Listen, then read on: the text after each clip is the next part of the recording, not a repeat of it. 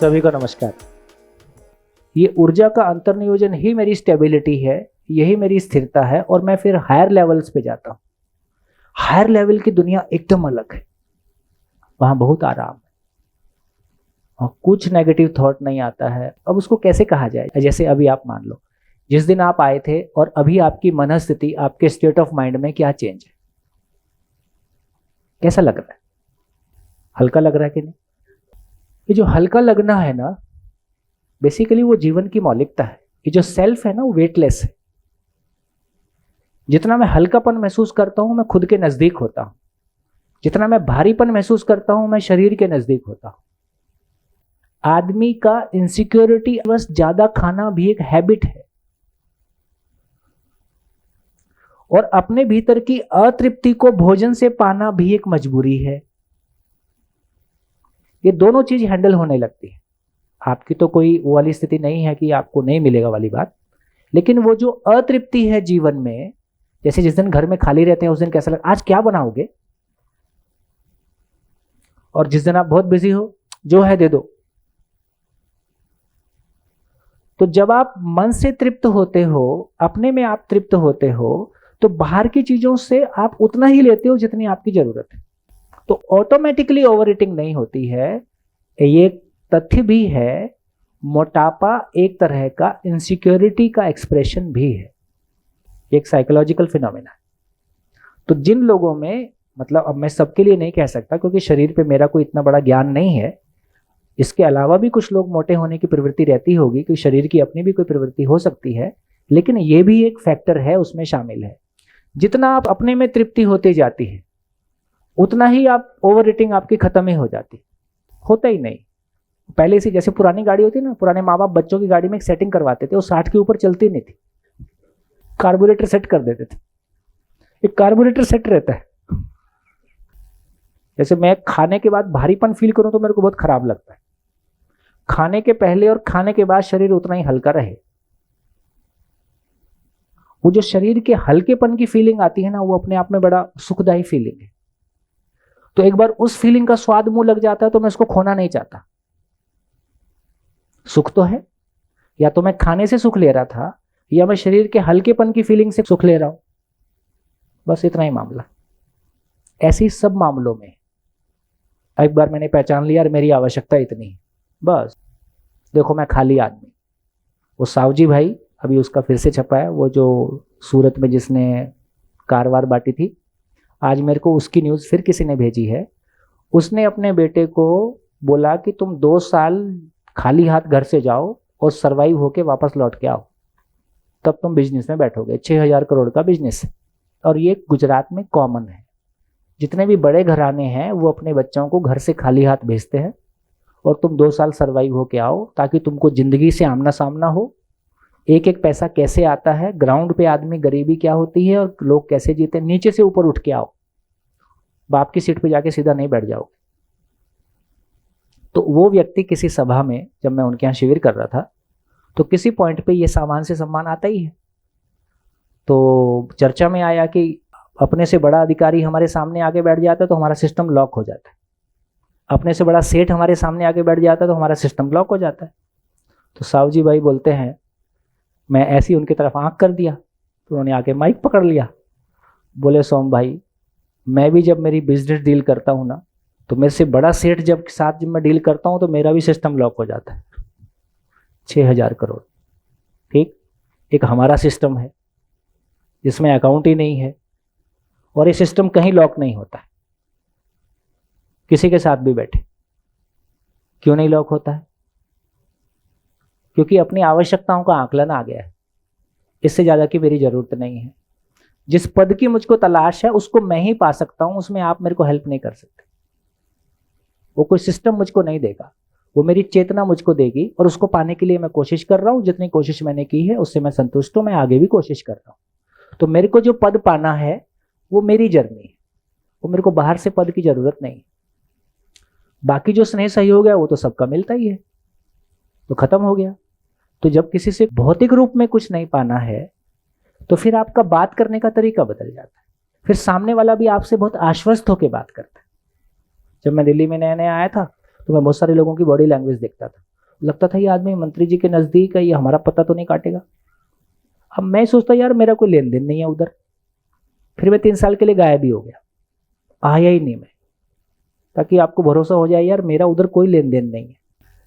तो इतना डर होता है अपनी पोजीशन को लेके, कोई नया व्यक्ति जब एंटर करता है तो हम अनायास ही बहुत सारे डर हमारे भीतर पैदा होते हैं। लेकिन धीरे धीरे हम एक दूसरे के प्रति आश्वस्त होते हैं, तो हमको समझ में आ गया यार इस शरीर यात्रा में तो मैं इसके अलावा कुछ नहीं करूंगा। इसी काम को और अच्छा कैसे कर सकता हूं, और प्रभावी कैसे कर सकता हूं, और मित्रों के साथ कैसे मिलकर कर सकते हैं, इस टीम का विस्तार कैसे कर सकते हैं, पूरे देश में कैसे कर सकते हैं, पूरे विश्व में कैसे कर सकते हैं। बढ़िया। तो पहला काम क्या है? पहला काम है अपने परिवारों में इस कंटेंट को लेके जाना, अपनी जिंदगी में इस कंटेंट को लेके जाना। तो मैं संजीव भाई को इंट्रोड्यूस कर देता हूँ। संजीव भाई चूंकि दिल्ली में रह रहे हैं और हिंदी इंग्लिश दोनों में प्रोफिशिएंट हैं। संजीव भाई बेसिकली इलेक्ट्रॉनिक्स इंजीनियर हैं और इसरो में करीब 15 साल के आसपास काम किया है, और फिर अपने ही मन में कुछ तलाश हुई तो जॉब से रिज़ाइन किया, योग संयोग से जीवन विद्या मिल गया।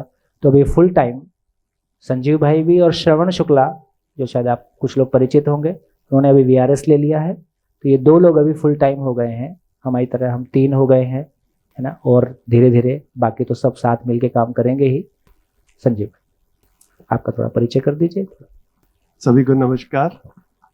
तो जैसा भैया ने बताया कि मैं बेसिकली इंजीनियर हूँ, इलेक्ट्रॉनिक्स इंजीनियरिंग किया मैंने, और 10 साल right out of college I went to ISRO. घर का जो हमारा माहौल था काफ़ी बिल्कुल कहीं को लोअर मिडिल क्लास टाइप का जैसे है, हम पैदा हुए और हमारे घर में सिर्फ साइकिल ही थी। फिर धीरे से पिताजी ने हिम्मत करके एक स्कूटर ले लिया, है ना, फिर दूसरा स्कूटर भी लिया। तो जब हमारी शादी हुई 1990 में, तो मेरे पेरेंट्स को और हमें भी जब कभी इकट्ठे कहीं जाना होता था क्लोज रिलेटिव्स में, तो 2 स्कूटर निकलते थे।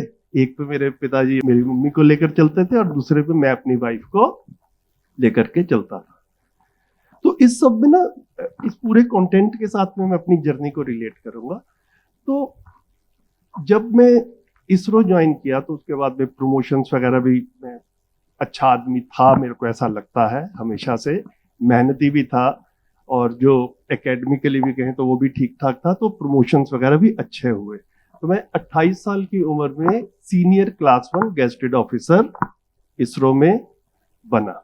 तो हमारे परिवार के लिए एक बहुत बड़ी उपलब्धि थी, चलेगी। और मेरे को भी लगना शुरू हो गया कि भैया ठीक है, अब तो हो गए, मतलब सबने ऐसा कहा कि भैया अब तुम इसरो से ही रिटायर हो गए, और बहुत सीनियर होकर रिटायर हो गए। तो लेकिन शादी हुई और वो 10 साल जैसे निकले, तो वो आपको भी, जिनको भी ध्यान हो, 1990-95 वाला फेज जो था ना, वो लिबरलाइजेशन ऑफ इंडियन इकोनॉमी जो था वो वाला। तो प्राइवेट सेक्टर में काफी जॉब अपॉर्चुनिटीज आई।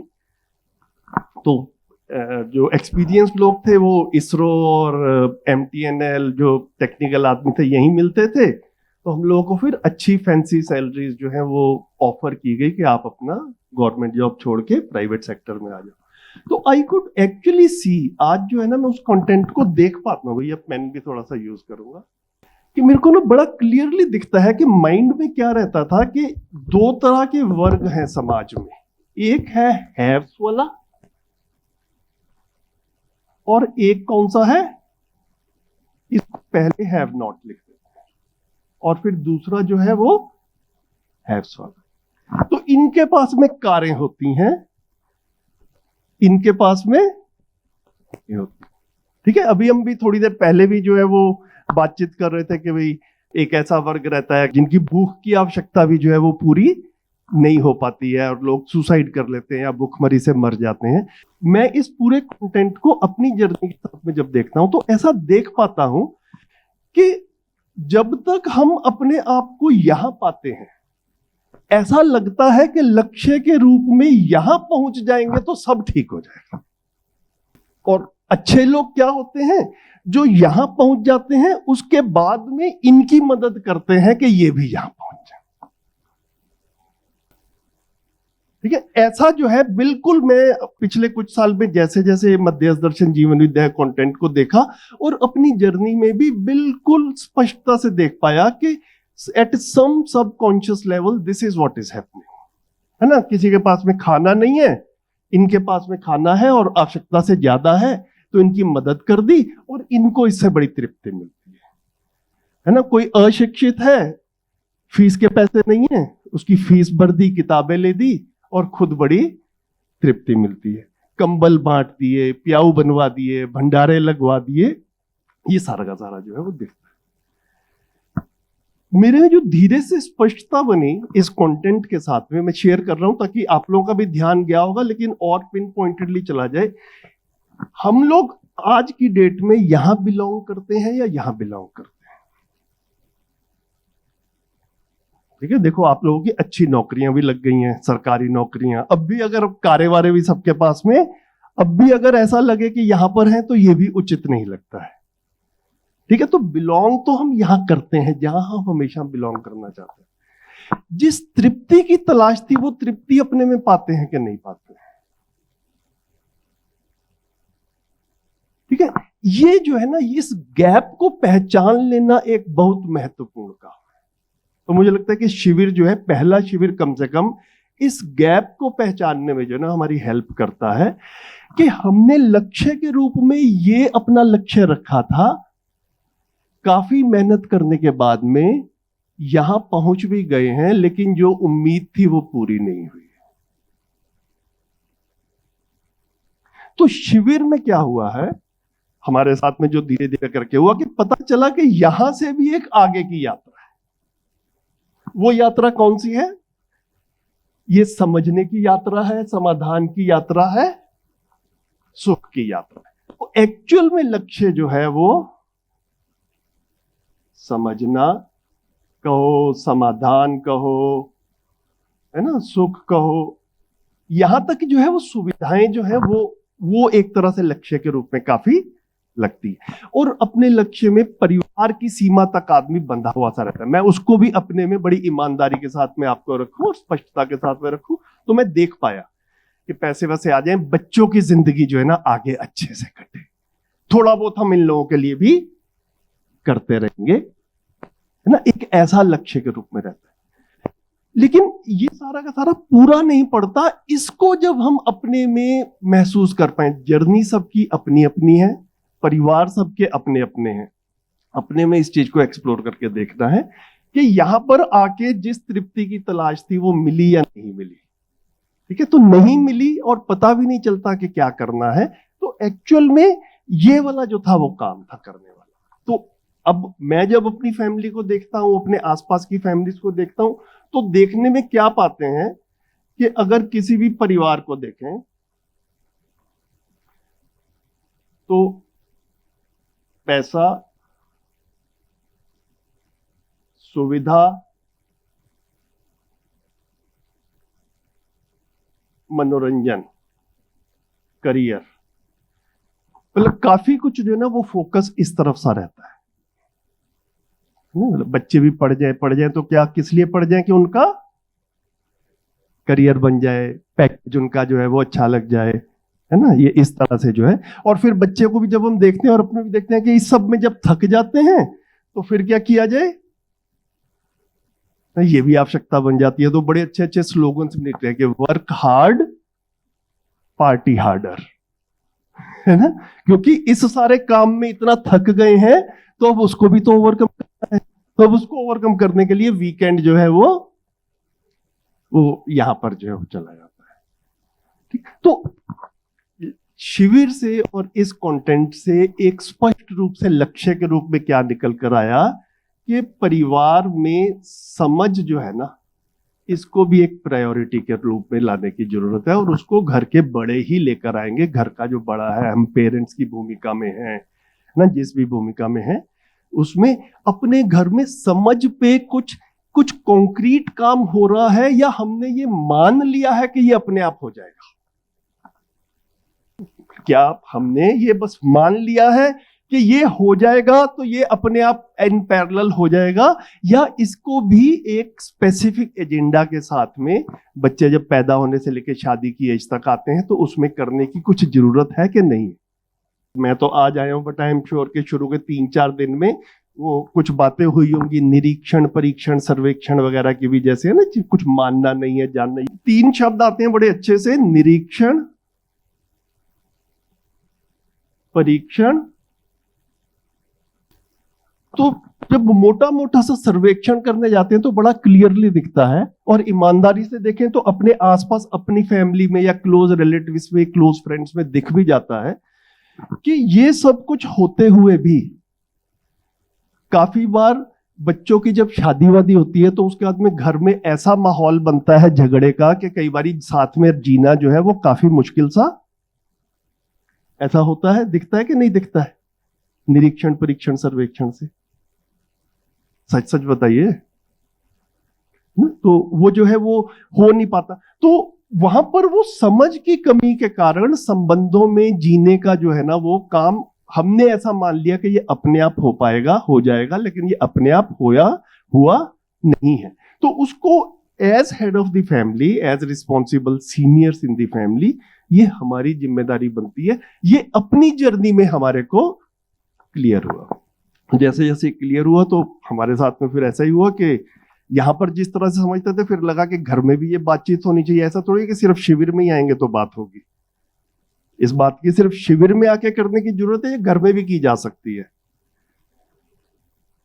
आवश्यकता तो घर में ही है ना? तो अब घर में भी करनी है तो फिर हमारे को अपनी कैपेसिटी बिल्ड करनी पड़ेगी, और उसके बाद ही हम बच्चों के साथ में इस बारे में चर्चा कर पाएंगे, है ना? तो ये सारा का सारा काम जो है अपनी वाइफ के साथ में, हम जब यहाँ पर शिविर में 2-4 शिविर किए, फिर मैंने अपनी वाइफ को ऐसा सजेस्ट किया कि देखो यहाँ पर शिविर वगैरह होते हैं तो कितने अच्छे से बोर्ड पे हम बात कर पाते हैं।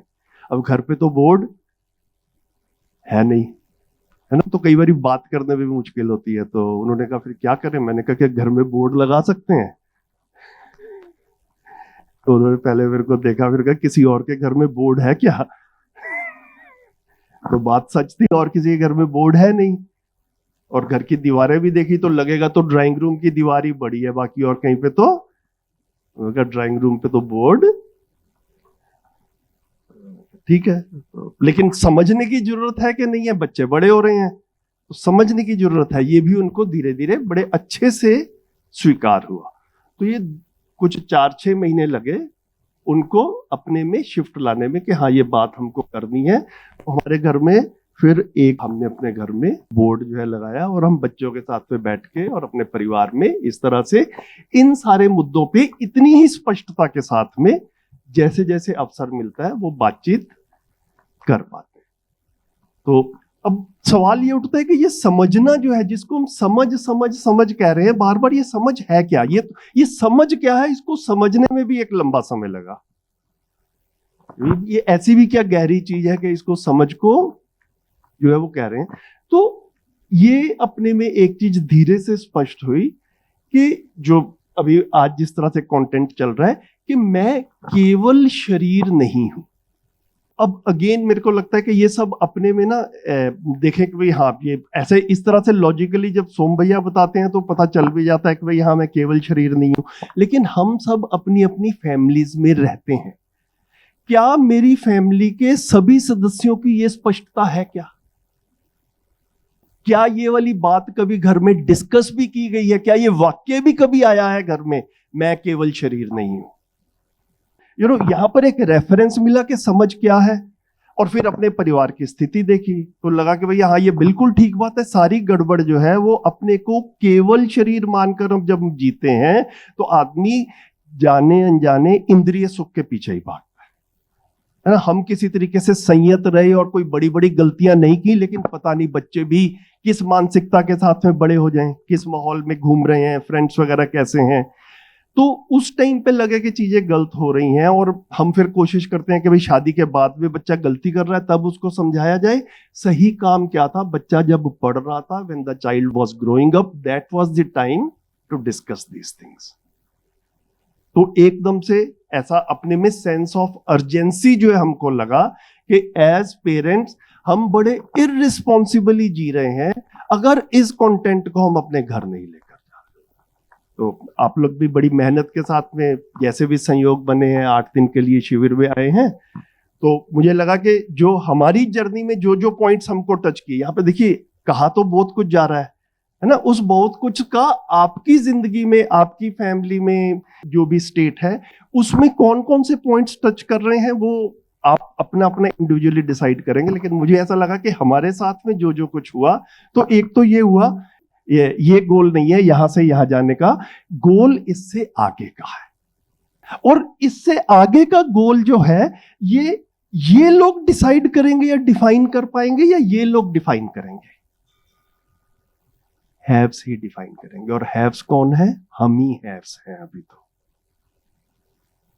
ठीक है, जब तक हमें यह लक्ष्य नहीं पता चलता, अगेन कॉन्शियसली सबकॉन्शियसली हम अगली पीढ़ी को भी यहां से यहां तक आने की ही प्रेरणा दे रहे हो। लेकिन जर्नी जो थी वो इसके आगे की थी। वो ठीक से किया जाए तो अपने में भी एक, भैया जो कह रहे हैं कि अपने अंदर भी एक ठहराव वाली फीलिंग आती है, अपने में भी दूसरे से सम्मान की चाहत नहीं रहती, अपने आप में ही सम्मान की फीलिंग से हम सम्मान पे दूसरों के डिपेंडेंट नहीं रहते हैं। एक ये अपने में क्लियर रहती है, संबंधों में तृप्ति पूर्वक जी पाते हैं। और ये जितने बड़े बड़े इश्यूज हैं, जो ग्लोबल वार्मिंग और ये सब कुछ जो है, ये वाली चीजें भी सारी इसी से ही हैंडल होने वाली है ना, कानून बना के नहीं होने वाली है। आदमी खुद ही समझेगा, ये चीजें जो है वो हैंडल होने वाली है। तो यहाँ पर ऐसा नहीं कह रहे हैं, मतलब देखिए ये भी स्पष्टता रहे कि क्या हम ये कह रहे हैं कि यहां से यहां जाने के लिए पहले ये बनना पड़ेगा, ऐसा तो नहीं। ठीक है, घर में खाना चाहिए कि नहीं चाहिए? हाँ, हैव नॉट भी जा सकता है, बिल्कुल ठीक बात है। तो पहुंचना यहां पर है, और आदमी समझदार होगा तो उसके बाद में ये देख ही लेगा कि मेरी भौतिक आवश्यकता कितनी है, उसके लिए काम कर भी लेगा। ठीक है, और फिर भावात्मक आवश्यकता भी समझ लेगा और उसके लिए भी काम करेगा। देखिए, मैं भी आपको यही बता रहा हूं कि ये स्पष्टताएं नहीं है अभी, इसीलिए परिवारों में भी समस्याएं हैं, इसीलिए समाज में और पूरी धरती पे भी हम समस्याओं से जूझ रहे हैं। ये स्पष्टता आने से वन बाय वन हर स्तर के ऊपर क्लैरिटी बनने की जो है वो संभावना बनती है। ऐसा जो है अपनी जर्नी में हमने देखा, और उस जर्नी में जैसे जैसे देखा, ऐसा लगा कि हाँ, अपने में जिस तृप्ति की तलाश थी वो मिल भी रही है। यहां पर नहीं जा रहे हैं हम, ये मैं अपनी तरफ से बिल्कुल क्लेरिफाई कर दूं, है ना। हमको हैव नॉट्स नहीं बनना है, ठीक है, लेकिन यहीं पर ही फोकस करते रहना है, वो भी मतलब फालतू का ही काम है। अपनी आवश्यकताओं का निर्धारण हो जाता है, उसकी हम पूर्ति कर लेते हैं, समृद्धि के साथ में जीते हैं, समझ के साथ में जीते हैं। ये जो है परिवार में तो इस चीज को हमने जैसा पिछले 5-7 साल में अपने घर में बच्चों की अपब्रिंगिंग में प्रयोग किए, अपने रिलेशनशिप्स में किए, काफी सुखद परिणाम दिखे। और फिर एकदम से ऐसा लगता ही है कि भैया ये सब हो ही रहा है, ठीक से हो रहा है, और जरूरत सब जगह करने की है तो सोम भैया के साथ में जुड़ के अपना, तो हम लोग उपलब्ध हैं इस तरह की एक्टिविटीज के लिए। ये सारे के सारे जिस तरह से सेशंस वगैरह चलते हैं, आप लोग भी अपने में जैसे जिसकी स्थिति बने, जैसे संयोग बने, मिलजुल कर इसको बेहतर तरीके से चलाएंगे। ठीक है, थैंक यू भैया। मोमेंट्री, तो मोमेंट्री के तो हम सब मास्टर हैं। और डीपर की जब बात करते हैं, देखो ये भी एक समझने लायक बात है। जब डीपर हैप्पीनेस की बात कर रहे हैं तो रिलेशनशिप में हैप्पीनेस की बात कर रहे हैं, और हमारा अभी रिलेशनशिप में हैप्पीनेस संवेदनशीलता से आता है, जो कभी भी संवेदनहीनता पे चल देता है। मेरे अनुकूल आपने किया तो मेरे को आप पे बहुत प्यार आता है, और मेरे अनुकूल नहीं किया तो फिर आर पार होने में देर नहीं। ये बात ध्यान में आ गया? तो मैंने संवेदनशीलता को 3 तरह से कहने की कोशिश की थी। देखो, संवेदनशीलता पशुओं में भी दिखाई देती है। तो मिनिमम संवेदनशीलता हमको पशुओं के लेवल पे दिखती है, जब वो दूध के संबंध के साथ पहचाने रहते हैं, और दूध का संबंध खत्म हुआ तो फिर वो संवेदनशीलता नहीं रहता है ना। तो मोहवश, तो एक संवेदनशीलता वो है। तो पशुओं में संवेदनशीलता दूध के संबंध तक चल रही है। मानव में संवेदनशीलता जिसके साथ उसकी स्वीकार्यता है, चाहे खून के संबंध के आधार पर स्वीकार्यता है कि विचार के संबंध के आधार पर स्वीकार्यता है, जिसको उसने अपना माना है, जैसा माना है फिर वैसा निभता है। तो ये हो गया मोहवश। अब मोहवश भी एक सीमा मोहवश है। मोहवश की भी एक सीमा चली गई, जहां आप मोह की सीमा आपके परिवार से बाहर निकल के कम से कम हमारी चेतना का स्तर इतना बढ़ा कि हमने समाज में दूसरों के जिंदा रहने के अर्थ में भी प्रसन्नता पूर्वक अपना तन मन धन लगाया कि उनके भी जीने में कुछ मदद मिले। जो आज संजीव भाई बोल रहे थे, वो संवेदनशीलता का अधिकतम एक्सप्रेशन है जिसको हम सेवा के रूप में स्वीकार किया। और सेवा के रूप में तमाम पॉजिटिवली कहें तो बड़े आइकन के रूप में मदर टेरेसा और तमाम जिन लोगों की भी हम बात करें तो कुल मिला के बहुत संसार में बहुत सारे लोग हैं जिन्होंने सेवा के अर्थ में दुनिया में अपने आप को समर्पित किया, और तमाम धर्म भी हैं जिन्होंने सेवा को एक मूल्य के रूप में स्वीकारा। अब ये समझ में आता है कि ये संवेदनशीलता का वो लेवल है जो अनुकूलता ना मिलने पे रिवर्स मार देता है। इसलिए आप देखेंगे कि हमारा कोई भी संबंध स्थायी नहीं है, उसमें कभी हम अच्छी स्थिति में होते हैं, कभी वो रिवर्स मार देता है। तो यहाँ संवेदनशीलता का तीसरा लेवल भी आता है, जब हम संज्ञानशीलता को पाके और फिर संवेदनशीलता, तो उसकी फिर निरंतरता हो गई। तो सही अर्थ में कहें तो संवेदनशीलता की निरंतरता संज्ञानशीलता से कम में संभव नहीं है। और इसको समझने का एक मतलब यह हुआ कि अभी जब बिना संज्ञानशीलता के संवेदनशीलता है तो हम मोहवश एक दूसरे को पहचाने रहते हैं, या अपने किसी स्वार्थवश एक दूसरे को पहचाने रहते हैं, या आस्थावश एक दूसरे को पहचाने रहते हैं। तो ये मोहवश संबंध है। ये मोह संज्ञानशीलता को जब हम पहचानते हैं, मानव लक्ष्य के अर्थ में, व्यवस्था के अर्थ में एक दूसरे को पहचानते हैं, इसका नाम स्नेह है। जैसे हम आपको कैसे पहचानेंगे? हमारा आपसे क्या संबंध है? मोह का नहीं है, भय का नहीं है, लालच का नहीं है, आस्था का नहीं है। फिर हम आपको किस तरह से पहचानते हैं, या आप हमको कैसे पहचानोगे? तो सही अर्थों में कहा जाए तो हमारा व्यवस्था के अर्थ में संबंध होता है। आप भी व्यवस्था चाहते हैं, हम भी व्यवस्था चाहते हैं। वो व्यवस्था मिलके साकार की जा सकती है, उससे आपको भी तृप्ति मिलती है, हमको भी तृप्ति मिलती है, यही हमारा पेमेंट है। तो व्यवस्था के अर्थ में हम एक दूसरे के सहयोगी हैं, इसका नाम स्नेह है। ये संबंध की सबसे गहरी पहचान है। ये संबंध शाश्वत है, ये लंबा जाता है। चलिए आगे बढ़ते हैं। हाँ, तो मैं ये कह रहा था कि इसका मतलब ये हुआ कि हमने सस्टेन्ड हैप्पीनेस का मतलब है समाधान बराबर सुख। तो हमने समाधान बराबर सुख के नाम पे कुछ कुछ विंडो खोले। तो अभी मैं सोचता हूं कि यदि 5 मिनट के लिए मैं रुकूं और आप अपनी कॉपी पे एक बार क्या नोट कर सकते हैं कि समाधान बराबर सुख के नाम पे आपकी झोली में क्या आया? आज 5वां दिन है ना, तो एक बार लिखने की कोशिश करें कि समाधान बराबर सुख के नाम पे आपकी झोली में क्या आया। कैश इन हैंड क्या है? पिछले 4.5 दिन में यदि आज कोई आपसे पूछे कि 4 दिन में, 4.5 दिन में आपके पास क्या आया, जिसमें कि आपको आप कह सकते हो कि हाँ ये मेरे लिए समाधान बराबर सुख है।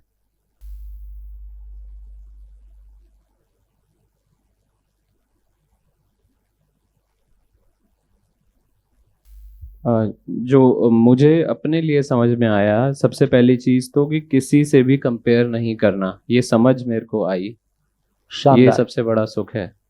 दूसरा, पद धन का जो मोह है वो कम, बहुत हद तक जो है वो कंट्रोल हुआ है।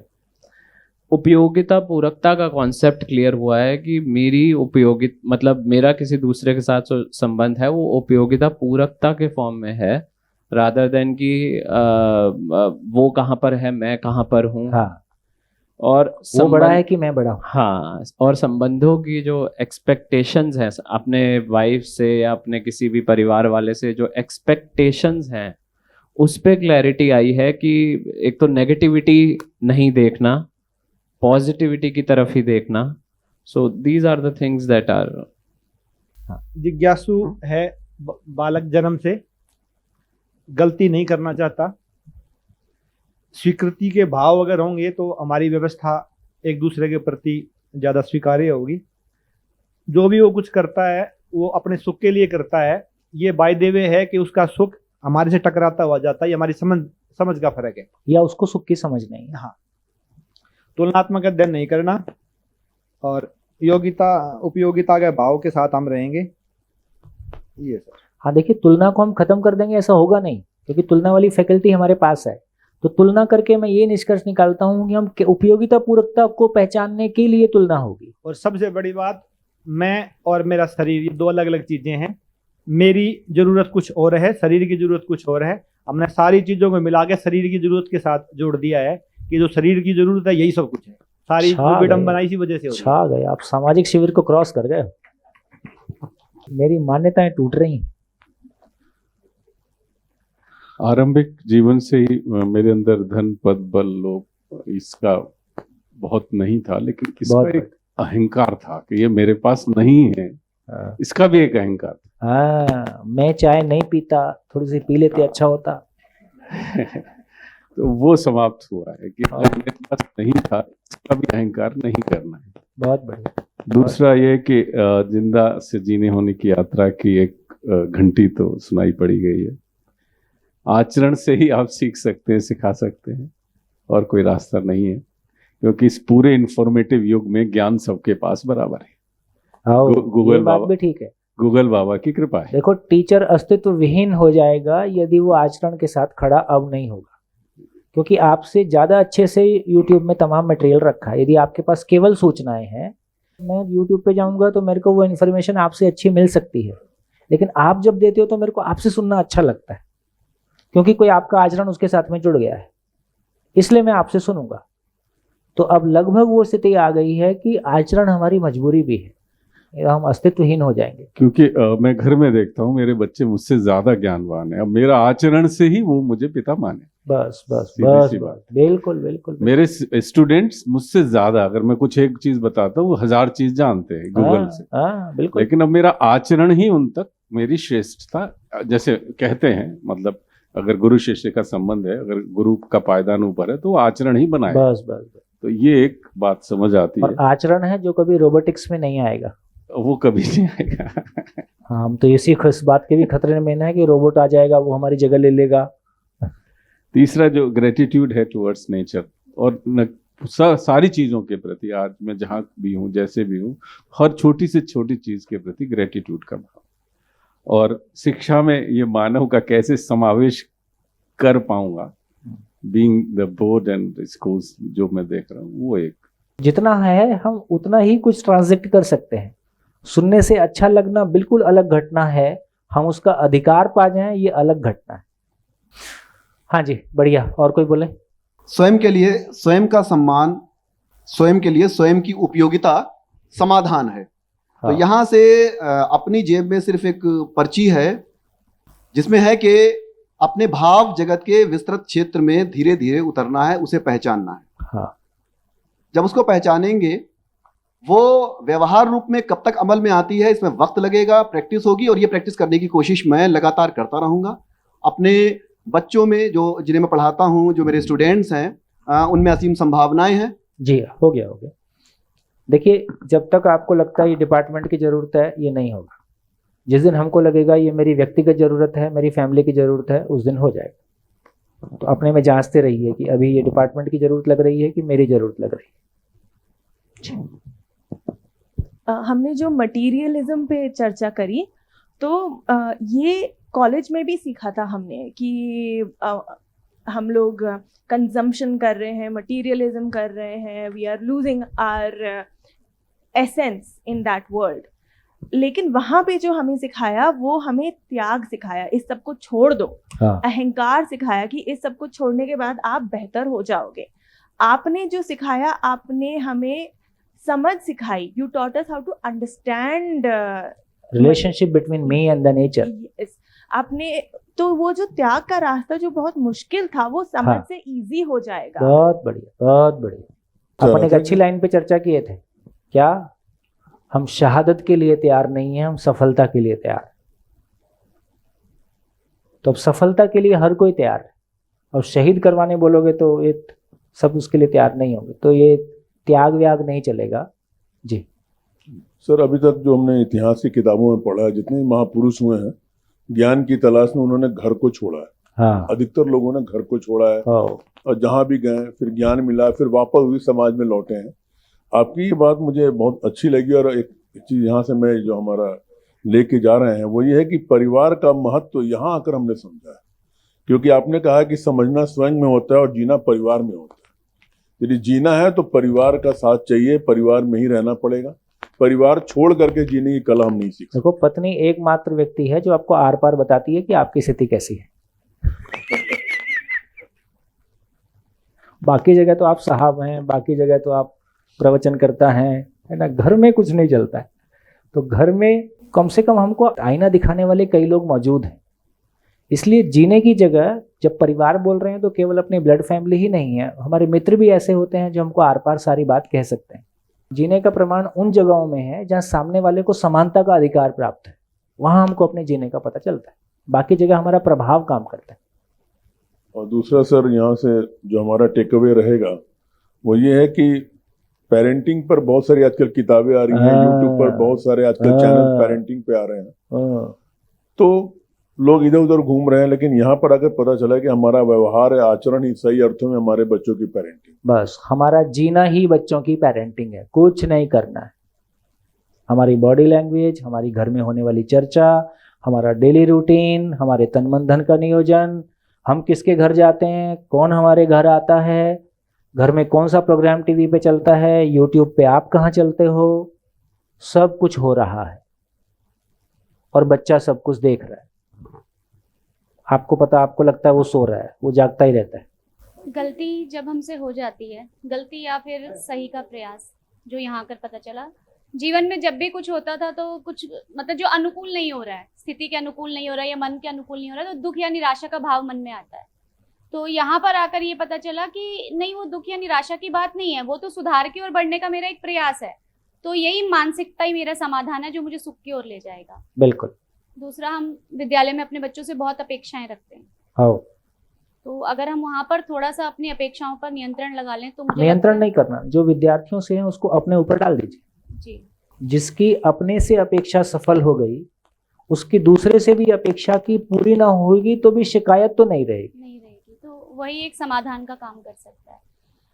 भौतिक चीजों की वैसे इतनी लालसा है नहीं मुझे, बस कपड़ों का ज्यादा शौक है। तो तो भौतिक चीजों की चाह करना ठीक था। कल रात तक दिमाग घूम गया मेरा कि क्या करूं, सबसे आगे लगा दूं या क्या करूं। क्या करना चाहिए मुझे, क्या नहीं करना चाहिए। घर वाले कहते घर आ जा, तू 10 दिन में ठीक हो जाएगी। मैंने कहा नहीं, बात तो सही कह रहे हैं, मिंत्रा मैंने अनइंस्टॉल कर दिया है, तो अब देखते हैं। लेकिन अभी दोपहर में जब हम खाना खाने गए तो सुमेर सर से बात हुई, तो सुमेर सर ने कहा कि नहीं, अगर आप रुचि से कोई काम करो तो वो गलत नहीं है, पर उसको ही तुम सुख मान लो, वो ठीक नहीं है। मैंने एक कपड़ा खरीदा, मैं कितने दिन खुश हो सकती हूँ, 2 दिन 3 दिन, उसके बाद वो मेरे लिए पुराना हो जाएगा, मैं नया खरीदूंगी। तो उससे मैं अगर सोचूं कि मुझे सुख प्राप्त हो जाएगा तो ये भ्रम मेरा दूर हुआ है। तो मेरा यही टेक अवे है यहाँ का। हाँ, अब तक हम कपड़ा ही बदल रहे थे, लोग बहुत कुछ बदलने का सोच रहे हैं। एक शेयरिंग होती है, इसमें हमने ये देखा कि अगर हम निरंतर सुखी होना चाहते हैं तो हमारे पास समाधान जरूर होना चाहिए। समस्या कोई चीज़ नहीं है, जब समाधान नहीं है तब समस्या है। तो अगर समाधान मेरे पास है तो मैं सुखी रहूँगा। दूसरा, सम्मान की अपेक्षा करते हैं, वो किसी पद से, किसी भय से, प्रलोभन से नहीं मिलेगा। वो तब मिलेगा जब मैं अपनी उपयोगिता सिद्ध करूँगा, स्वयं को भी। और उपयोगिता क्या है? उपयोगिता दूसरों को आगे बढ़ाने में मैं कितना सहयोग कर सकता हूँ। ये दूसरों को आगे बढ़ाना भी थोड़ा सा कॉम्प्लिकेशन में जा सकता है, इसको अपन फिर वहीं ले जाएं जहाँ चोटी है, लक्ष्य है। मानव लक्ष्य को साकार करने के लिए मानव लक्ष्य यूनिवर्सल है, दुनिया के सभी लोगों के पैदा होने के पहले से तय है ना। आप समझे ना समझे वो निश्चित है। जिस तरह से मानव के सुख की चाहना उसके पैदा होने के पहले से निश्चित है, बाय डिफॉल्ट, बाय नेचर है। उसी तरह से उस सुख को मैं कैसे पाऊंगा, ये डिजाइन भी नेचर में पहले से निश्चित है। केवल मेरे को उसको पहचानना है, उसमें शामिल होना है। तो मानव लक्ष्य की ओर अग्रसर होना। क्या है मानव लक्ष्य? मानव लक्ष्य है कि सुख पाना। सुख को कैसे पाया है? भाषा गर्म हवा। मानव लक्ष्य तो यही है, ऐसा नहीं है कि सारे मानव का लक्ष्य ये कि सुख कैसे निरंतर रहे। टक टक टक हर जगह निश्चित वस्तु है, यही खूबसूरती है। पेन बोलने का मतलब पेन है, मोबाइल का मतलब मोबाइल है, और मानव लक्ष्य बोलने का भी एक निश्चित मतलब। हर शब्द का, दर्शन की खूबसूरती ये है कि हर शब्द से एक निश्चित वस्तु उंगली रख के परिभाषित है। तो मानव लक्ष्य का मतलब है कि मानव में समाधान, परिवार में समृद्धि, समाज में अभय, प्रकृति में सहअस्तित्व। इससे ज़्यादा होता नहीं, इससे कम में चलता नहीं, और ये हम सबकी जरूरत है। सर एक क्वेश्चन है, हाँ आचरण की हाँ, बार क्या? बार बात होती है कि बच्चे आचरण से सीखते हैं। हाँ। एक समस्या ये है कि मेरे बच्चे घर पे आचरण को पूरी तरह से अप्रिशिएट करते हैं, लेकिन साथ में ये कहते हैं मम्मी आपके जैसे सैंपल बनने बंद हो गए। ये वही बात है जो इन्होंने बोला था। जैसे मान लो एग्जाम्पल यही है कि वो 11 बजे उठते हैं, आप सुबह 4 बजे उठते हैं, तो आजकल ये वाले सैंपल बंद हो गए, ठीक हो गया। तो अभी हमको ये भी देखना होगा कि हम जिंदा रहने के धरातल पे चीजों को आचरण बोल रहे हैं कि आचरण कुछ और है। तो 4 बजे उठना आचरण नहीं है। आचरण यूनिवर्सल होता है, दुनिया के सभी लोग 4 बजे नहीं उठेंगे, है ना। एक दिन एक माँ अपने बच्चे को समझा रही थी कि 4 बजे उठना चाहिए, बोले मैं तो 4 बजे जगा ही रहता हूं, तो सोता ही 4 के बाद हूं। तो इसका मतलब है आचरण ये नहीं, ये हैबिट्स है। हैबिट अलग चीज है, आचरण अलग चीज। सर मुझे काफ़ी अर्ली चाइल्डहुड में ही मुझे मतलब परेशानी होती थी कि कहीं कहीं चीज़ें समझ में आती थी आगे की भी कि भाई जो लोग कर रहे हैं उससे सुख नहीं मिल रहा, या अल्टीमेट एम जिंदगी का है सुख पाना ही, ऐसी समझ तो बन गई थी। लेकिन उस सुख का रास्ता दिखाई नहीं दे रहा था कि भाई कैसे हो, या वो फ्रैगमेंट्स में चीज़ें पकड़ में आ रही थी लेकिन उसको संपूर्णता नहीं मिल पा रही थी। और कभी कभी दूसरों के लिए भी पीड़ा होती थी कि भाई मैं भी सुखी हूँ, ये भी सुखी हूँ। तो इस दर्शन में सर दोनों के सुखी होने का रास्ता है, ये बात मेरी पकड़ में आती है। तो इससे मैं भी सुखी हो सकता हूँ, दूसरे लोग भी सुखी हो सकते हैं, ये बात ये समझ में आया कि अस्तित्व में हार जीत नहीं है, विन विन सिचुएशन है।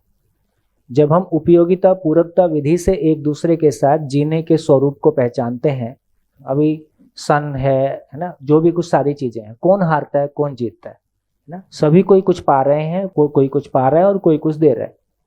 तो ये समझ में आता है कि हार जीत, फर्स्ट सेकंड थर्ड, कम ज्यादा, है ना, ऐसा जो बहुत सारा झंझट हमने चला रखा है, ये सब हमारा भ्रम से बनाया हुआ कोई प्रोसेस।